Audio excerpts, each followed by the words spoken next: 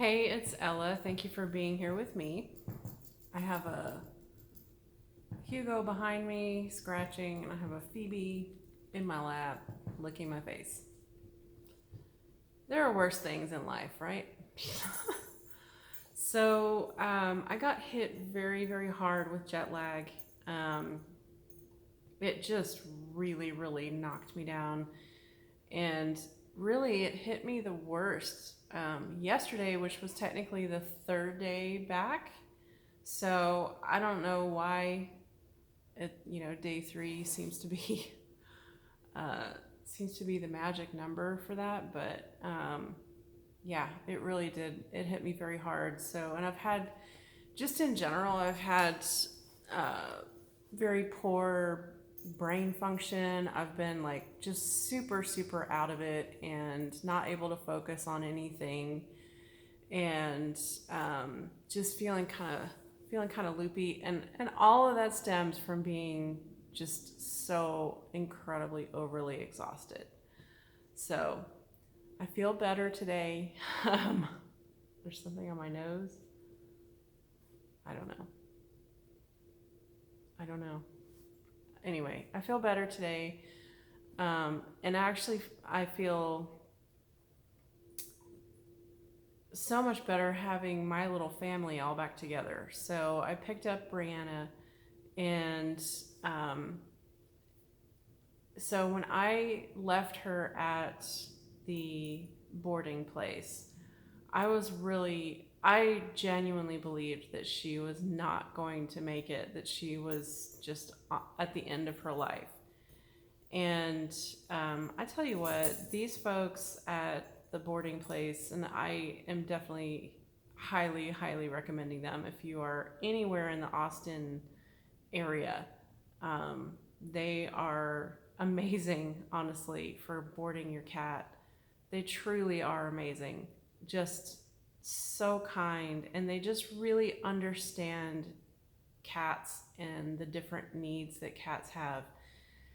And they are extremely good at meeting those needs. So, yeah, I really can't recommend them enough, because they've been amazing. So I went to go pick her up, and she looks amazing. She has put weight back on, which is very good. She had gotten really, really, like, really skinny, like old cat skinny. She was there. And, she was basically down to bones, skin and bones. And she actually has put weight back on to the point where she has a little bit of a belly now, which I, I mean, for her, that's not really saying much, because she's never she's never been overweight. Um, I'm thrilled, honestly. I'm thrilled. She's doing so well. They couldn't get over her. They just went on and on about her personality, which, I mean, she does have a huge personality, okay? She really does. And yeah, they just kept going on and on about that, about how big her personality is, and how affectionate she is, and how outgoing she is, and how like she never gets enough attention, and I'm like, yeah, tell me about it. Like, I'm the only one, giving her attention here. And, you know, um, she's kind of dog like in that way. She really, really loves her attention. Um, and she's just absolutely thriving. So, and they actually were able to find canned food that is actually good for her, because she has kidney failure, but also that she likes. It's huge. It's amazing. So they, you know, because that's their full time job, it's like they are really, really good at finding just what combinations of food to put together, to make it as appetizing as possible for the cat. So I'm super excited that she now has a diet that she really enjoys, that she really, really loves, but also that is really, really good for her too. So, and because she won't have food available to her at all times anymore, it should cut down on the stress with the dogs, especially that one, because he does not mind. He does not behave.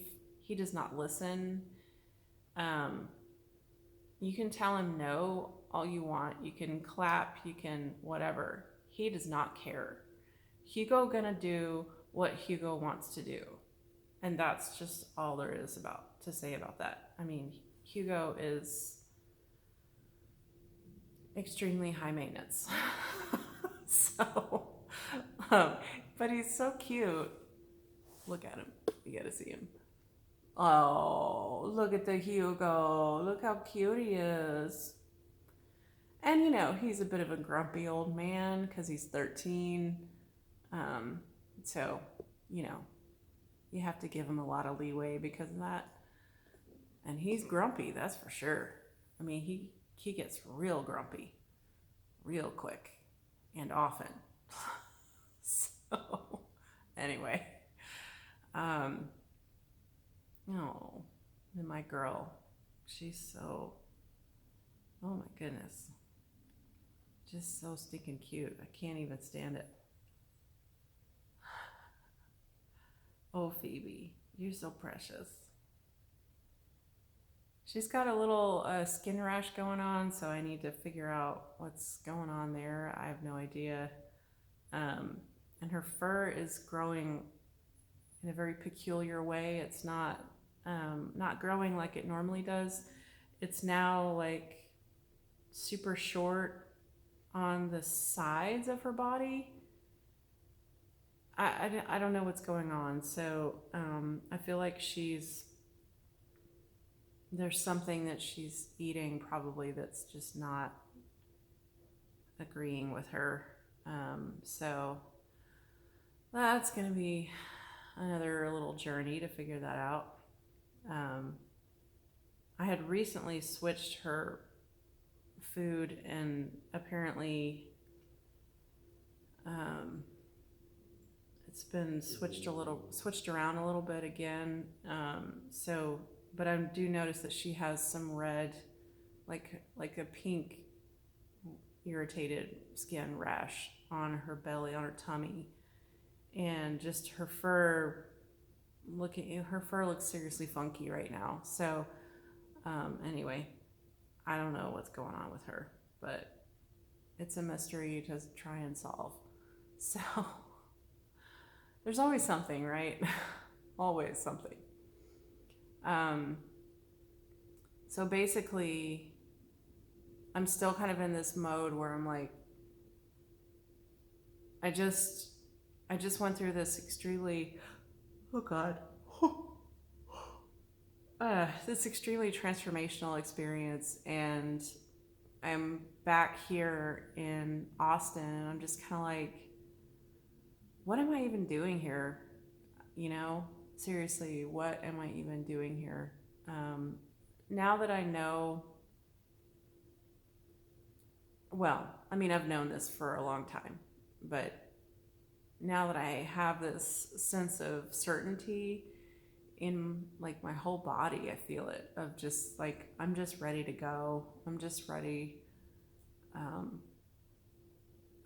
to go to leave Texas. And by the same token, I know it's going to be really hard to leave Texas.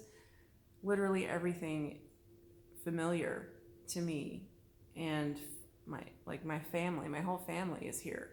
What's left of them anyway. So it's not, I don't know. It's kind of strange to feel this, I feel compelled to leave everything familiar, everything that I've known for my whole life, and I feel compelled to get myself to Maine. So, and it's not like it's not really like a grass is greener sort of thing. The grass is going to be greener where you water it and where you are tending it. So it's just that it's like every part of me, every part of my body and my soul and my psyche, everything just knows that, because I already know that I don't want to stay here, that I'm being pulled to New England. And it's like, because I know that, it's like I don't want to hang around here anymore. um, of course there are things I'm going to miss, and that list is long.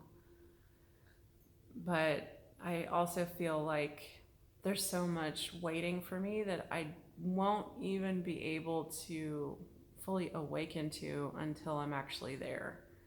So, yeah.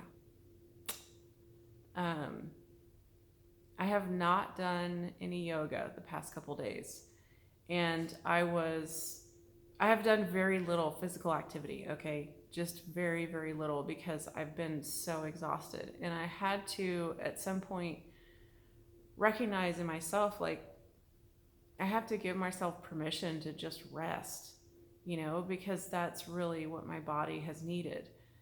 And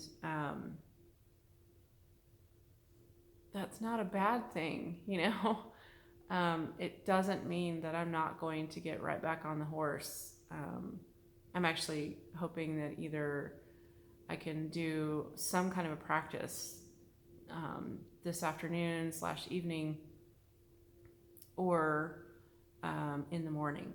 So we shall see how I'm feeling.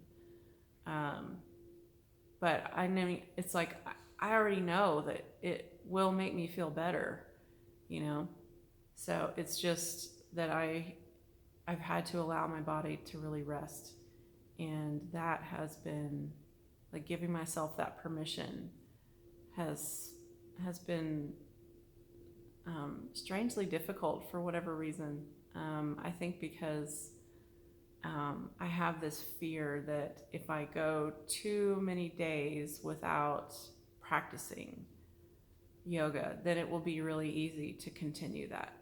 It will be really easy to just stop the practice altogether. And that's the last thing I want, truthfully. I want to continue to get stronger and to become, better able to do more and more poses, and, to just really to just discover what's there for me in a solid and very regular yoga practice. So, yeah. So it's been an interesting kind of dance in my head, so to speak, of just trying to navigate caring for myself, caring for my body, and just giving my body what it needs, listening to my body, and also recognizing that, like, I really started to establish something when I was in Bali, and I wish to continue that. I wish to continue it and to build on it. So, yeah. That's and I see I'm still, like, my brain is, I'm still exhausted. I'm just not as exhausted as I was yesterday. Yesterday was really rough. I was like, yeah, it was a rough day. Today is better. So, but I'm still really, really tired. So, anyway. On that note, there's so much on my mind, and there's so many things that I'm trying to figure out. Another thing is that I booked a trip to Hawaii for 2 weeks in April, coming up in now officially less than a month away. And with all of the coronavirus stuff going on, I'm not sure if it's wise to still go. Of course, if I ended up getting stuck there naturally, there are way worse places to be stuck than Hawaii. But since I'm staying with friends, it's like I don't want to, I don't want to be a burden on them because they are so graciously letting me stay for 2 weeks. But also, I just want to be smart about it. So it's something I'm considering, like, if it's the right thing to do, canceling this trip, then I will absolutely do it. And, then I'll have to make sure and get out there sometime soon. Yeah. So I don't know. We'll see. I'm also trying to figure out what to do to bring in some money over the next month or so. Because I've been out of work for way too long now, and either I'm going to have to, I just need to find something where I can start working and make money very quickly. So, yeah, I definitely need to do that. But again, have not had the brain cells to rub together to really, get that going. So hopefully I will continue to feel better tomorrow and have a little bit more brain function and a little more focus and less exhaustion and all of that good stuff. So anyway, so it is almost 5 o'clock, I think, which means that these children are going to now be extremely anxious and excited for dinner time. So I should go so that I can feed them. But anyway, thank you so much for being here with me, and I will see you tomorrow.